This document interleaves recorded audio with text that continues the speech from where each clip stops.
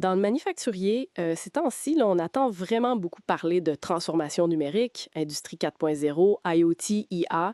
Tu sais, ça bouge pas mal. Mais la vraie question, celle qui revient tout le temps, c'est comment on s'assure que ces beaux projets-là, ben, ils fonctionnent pour de vrai sur le plancher? C'est la question à 100 piastres, comme on dit. Puis, souvent, la réponse, elle est peut-être moins spectaculaire qu'on pourrait le penser. La clé, bien souvent, c'est la simplicité. On va regarder ça ensemble aujourd'hui. Pourquoi garder ça simple?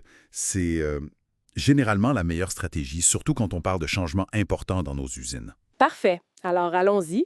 On va essayer de décortiquer un peu ce qui fait qu'un projet réussit ou qui dérape, là, en se basant sur ce qu'on voit sur le terrain. Tu sais.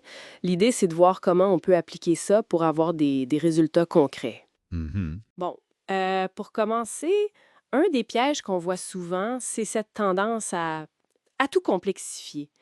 Puis j'avoue, là, comme ingénieur de formation, on peut avoir ce réflexe. On veut régler un problème, puis on se dit, ah, tant qu'à y être, on va ajouter telle fonction, on va prévoir tel autre cas. Oui, ça c'est très humain comme réflexe là. Ça part souvent d'une bonne intention. On veut que ce soit complet, parfait, mais ça mène souvent pas à la bonne place. Cette espèce de recherche de la solution parfaite dès le départ, ça fait quoi? Ça retarde énormément la mise en place. C'est carrément l'inverse de l'approche MVP, là, le fameux produit minimum viable. Exactement. Le MVP ou le but, c'est justement de livrer vite une fonction de base pour apprendre puis valider l'idée avant d'investir trop. C'est ça. Alors que si on complexifie trop, Ben, au final, au lieu de régler le problème qu'on visait, on risque juste d'ajouter de la confusion, de rendre le projet lourd. Le risque d'échec monte en flèche. Je me souviens d'un cas, on voulait une interface hyper sophistiquée pour suivre la performance. Ça a pris des mois. Alors qu'en fait, une solution plus simple, juste axée sur un indicateur clé, là, ça aurait pu être en place en quelques semaines peut-être. c'est un très bon exemple. Puis ce qui est intéressant, c'est que cette complexité ajoutée, des fois, elle peut même masquer le vrai problème initial. On finit par perdre de vue l'objectif fondamental du projet. Euh, D'où l'importance, justement, de revenir à la base. C'est quoi l'intention réelle du projet? C'est quoi le besoin fondamental, le vrai qu'on veut régler? Il faut vraiment se concentrer là-dessus au début, puis résister à l'envie de bâtir une cathédrale tout de suite. Tout à fait. L'idée, c'est peut-être de commencer par un prototype simple, quelque chose qu'on peut tester rapidement pour voir ce que ça donne. Ça permet d'avoir des résultats, même s'ils sont modestes au début, puis surtout de mieux comprendre les besoins réels, ceux qu'on n'avait peut-être même pas anticipés. C'est bien plus facile d'ajuster le tir après, tu sais. Ça fait pas mal de sens, ouais.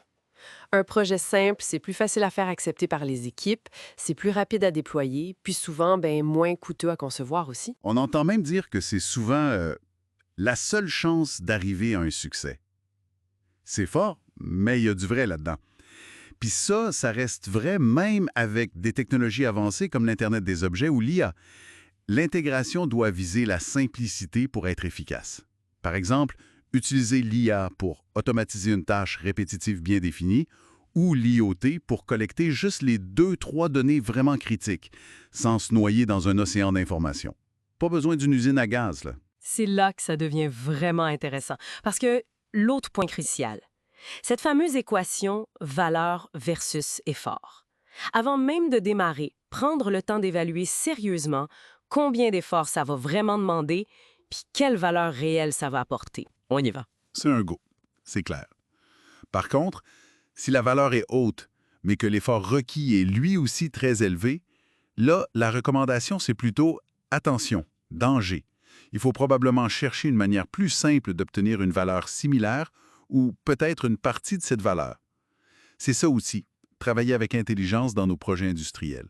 Mais pourquoi être si prudent même si la valeur potentielle semble énorme? On pourrait se dire que ça vaut le coup, non? Ben, parce qu'il y a toujours une marge d'incertitude, tu sais.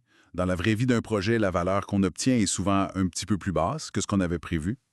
Puis l'effort nécessaire, lui, est souvent un petit peu plus haut.